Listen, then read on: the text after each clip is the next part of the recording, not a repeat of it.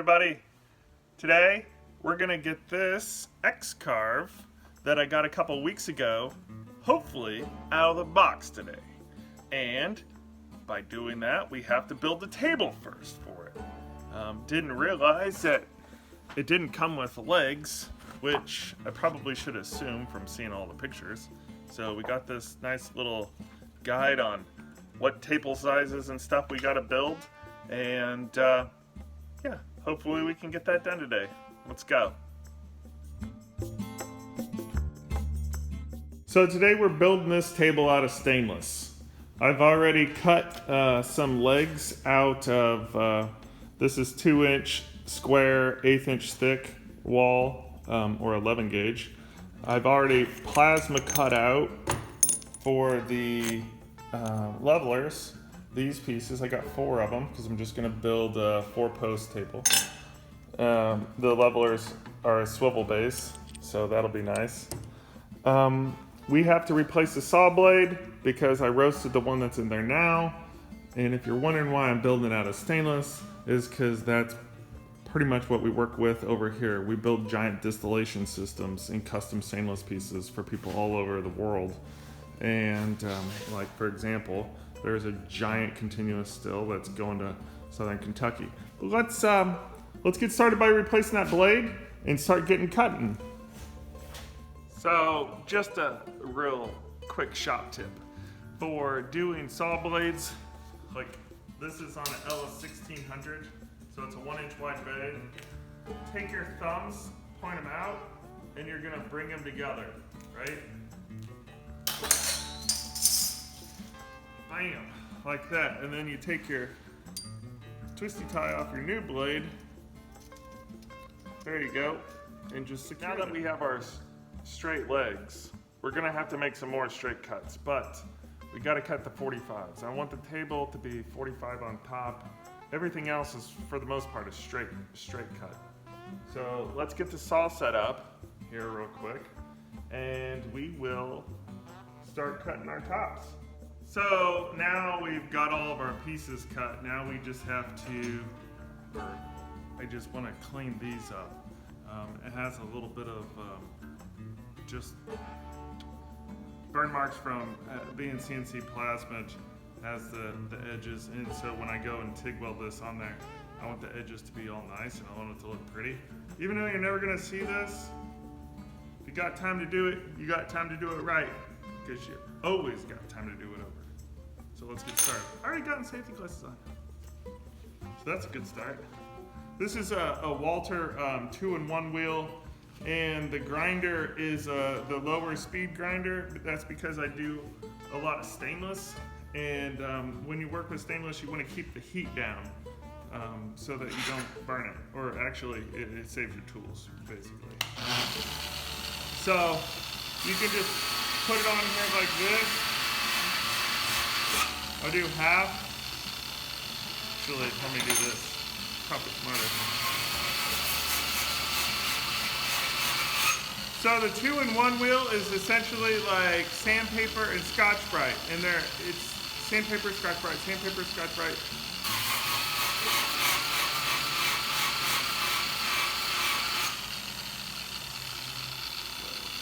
You can kind of see.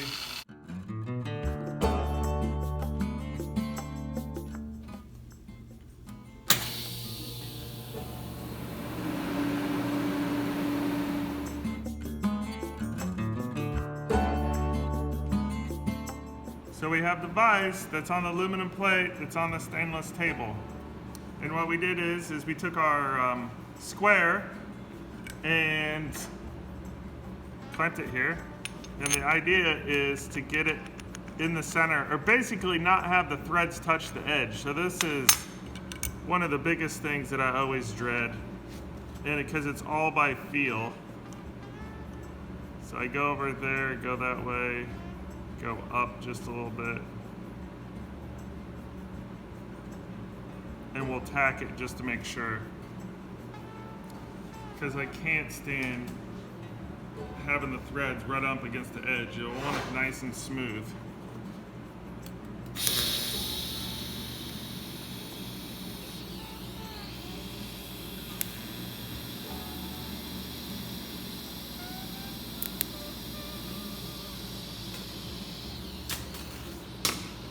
makes that bolt really hot too. So that's perfect, just like that. So because the 2-inch tube is 2 inches and this square is 2 inches, this is a pretty simple weld. It goes on there and it's completely flush all the way around, which is real easy because when I use the TIG welder, I don't really need any filler rod. I'll just fusion weld this whole thing on here and it'll be just fine. All the pressure is going straight down. There's really no side-to-side movement, and this thing will probably hold about 8,000 pounds. It could hold 8,000 pounds or more, you never know.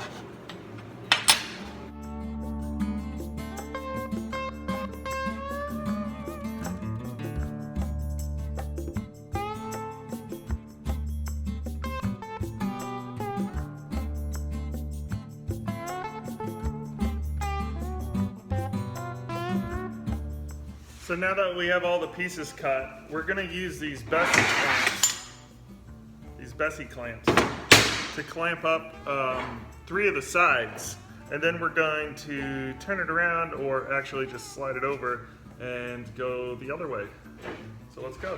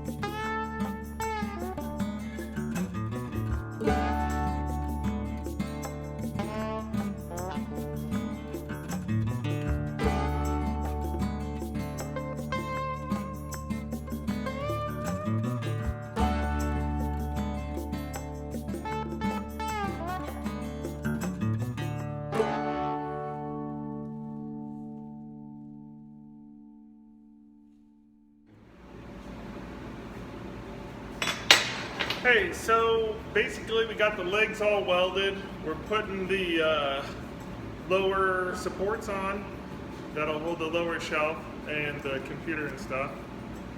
And so basically I mark out the legs from the well, it's upside down, so for me right now it's from the bottom up, but it would be the top down technically. Then I make something like this, and this is just a placeholder. So I go and I just clamp it on there, and I have the 2 marks for the pieces.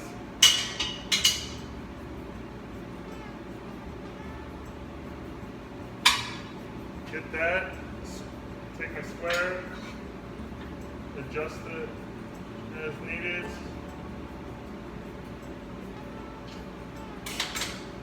Go grab the piece.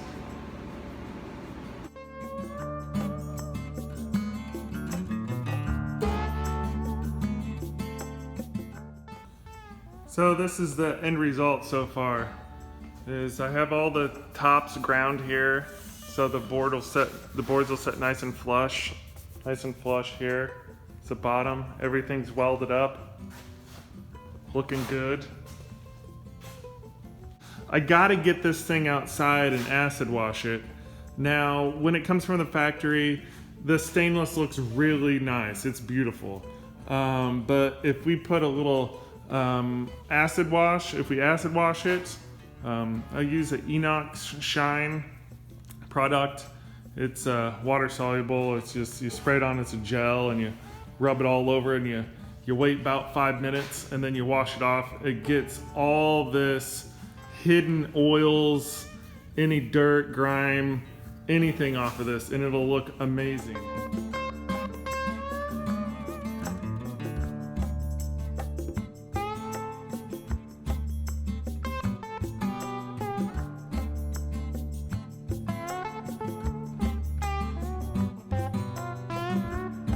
So I just got done acid washing the table, and I hope you can see the difference.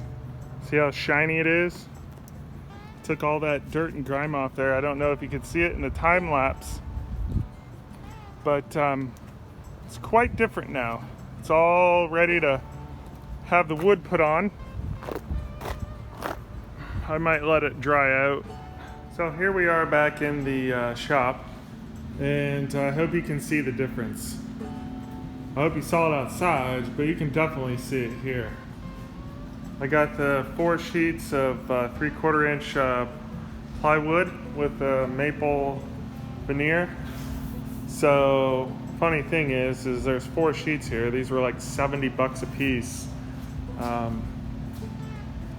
When I went to go get them, which people are probably wondering, why you build that out of stainless? It seems expensive.